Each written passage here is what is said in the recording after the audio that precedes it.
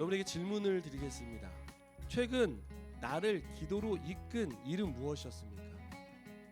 평소에는 내가 아주 기본적인 기도만 했는데 최근에 어떤 일 때문에 내가 그 기본적인 기도를 뛰어넘어서 더 많은 기도의 시간과 더 다양한 기도의 방법으로 혹시 기도하고 있는 그 사건, 그 일은 무엇입니까?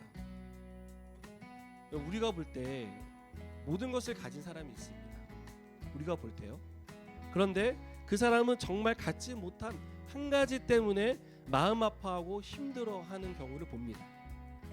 남들에게 자랑할 만한 학력이 있고 돈이 있고 남부러울 것 없는 그런 직업을 가진 사람인데 자식이 없어서 굉장히 고통 가운데 있는 부부를 저는 보았습니다.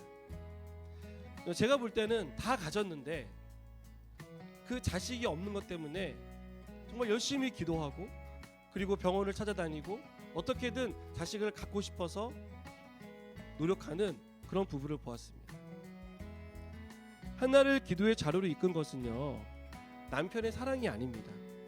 브릿나의 괴롭힘이 견디기 힘들어서도 아닙니다. 한나는 자식을 원했습니다. 하나님이 자식을 허락해 주시기를 누구보다 바랬습니다.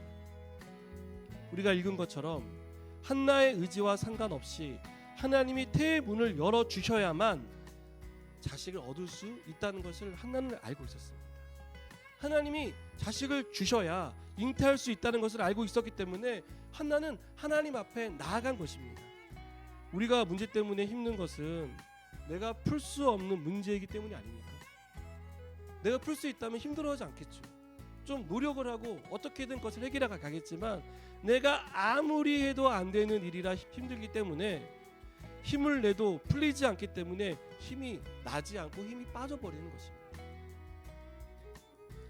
여러분, 하나님은 때로는 우리가 해결할 수 없는 문제로 우리를 기도의 자리로 이끄십니다. 하나는 문제를 가지고 하나님께 나왔습니다. 여러분, 우리가 문제를 만날 때 그 문제를 하나님께 가져가시기 바랍니다. 내가 할 수 있는 일이든 내가 할 수 없는 일이든 하나님 앞에 가져가시기 바랍니다. 저는 기도를 이렇게 정의하고 싶습니다.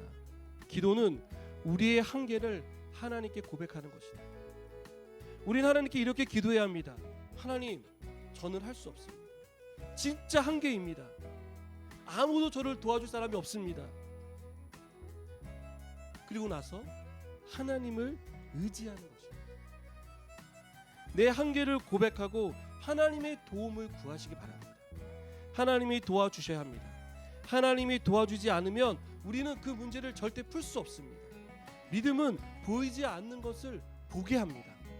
하나님이 하실 일을 기대하게 합니다. 우리가 하나님을 신뢰하고 하나님이 하실 일을 믿는다면 기도 전과 기도 후가 달라져야 한다는 것입니다. 근심으로 시작된 기도가 확신과 기쁨으로 변해야 합니다. 걱정하고 답답함이 우리 얼굴에 묻어 있었다면 평안한 모습으로 바뀌어야 합니다.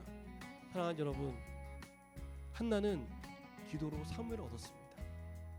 하나님이 주셨습니다. 그래서 사무엘이라는 이름을 지었는데 그 이름의 뜻은 하나님에게 구하여 얻었다는 것입니다.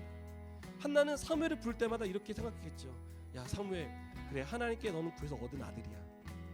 너를 볼 때마다 하나님이 나에게 어떻게 역사하셨는지 나는 그것을 알고 있어. 너무 기뻐. 여러분, 우리가 기도하는 대상, 우리가 기도하는 문제, 우리가 기도하는 그 일이 사무엘이 되길 원합니다.